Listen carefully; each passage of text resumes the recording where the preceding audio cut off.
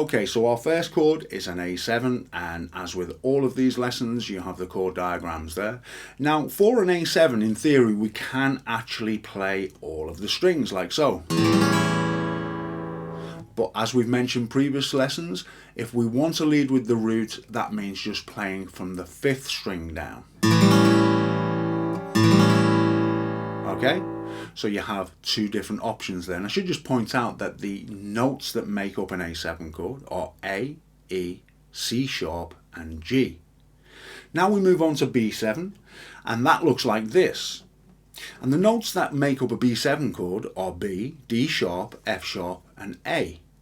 And for this, we are just going to play from the 5th string down. So in other words, the bottom 5 strings.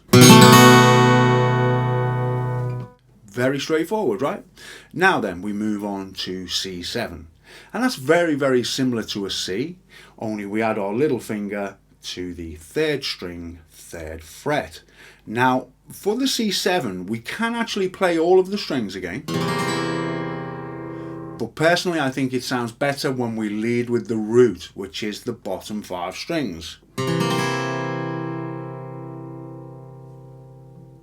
Now, the interesting thing about the C7 chord is the notes that make that up are C, B flat, E and G. But you'll notice when we play the C7 that the G is omitted because it's just not sensible to play it. At least in this open position, it's not played. Okay? So, moving on to the D7, we have the notes D, F sharp, A and C. And for this, we can, again, if we wanted to, play from the bottom 5 strings. Which would mean we would be leading with an A, right? We're starting on the 5th string. So if we want to lead with the root, that would mean we go from the 4th string, like so. So again, the choice is yours. I'm just giving you some options along the way. Now, when we come to an E7, we have various options. We have this form of E7 where we add our little finger to a standard E major, and that is on the 2nd string of the 3rd fret, and we play all the strings. But another, perhaps more simple way of playing an E7 chord is to use this shape. And there is a diagram showing you that there. And we can play all of the strings again.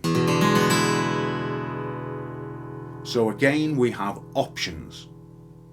Now we come to an F7, and this is a slightly more difficult chord to play. What we're going to do is we're going to bar the bottom 4 strings of the 1st fret, then we're going to go to the 3rd string 2nd fret, then we're going to go to the 5th string 3rd fret, and we're going to play the bottom 5 strings. And the notes that make up an F7 chord are F, A, C with an E flat.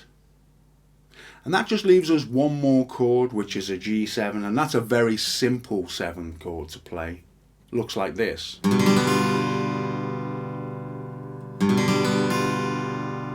And the notes that we have for the G7 chord are G, B, D with an F. Okay, so that is all the main minor chords covered. Now, for anybody who is unclear on how to read the chord diagram, let's quickly take a look at that.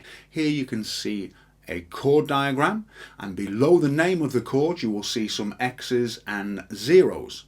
So what do these mean? The X signifies a string which shouldn't be played, and the 0 signifies a string which should be played, which is open. That means it's not fretted. Now, when we look at the actual chord diagram, you'll notice that there are dots on the strings, so they are the notes that we play. And as you can see, this is a really simple concept to grasp. And now you're in a position to play all of these 7th chords correctly. So if you found this useful, perhaps you click on the like or the subscribe, and if you'd like some real in-depth tutorials, perhaps you'd like to head over to my Patreon page where I have over 400 exclusive lessons waiting for you. So if you have any suggestions on more lessons along these lines, please share your feelings down below, because I'd really like to bring you some content that you'd like to see. And in the meantime, you all take care.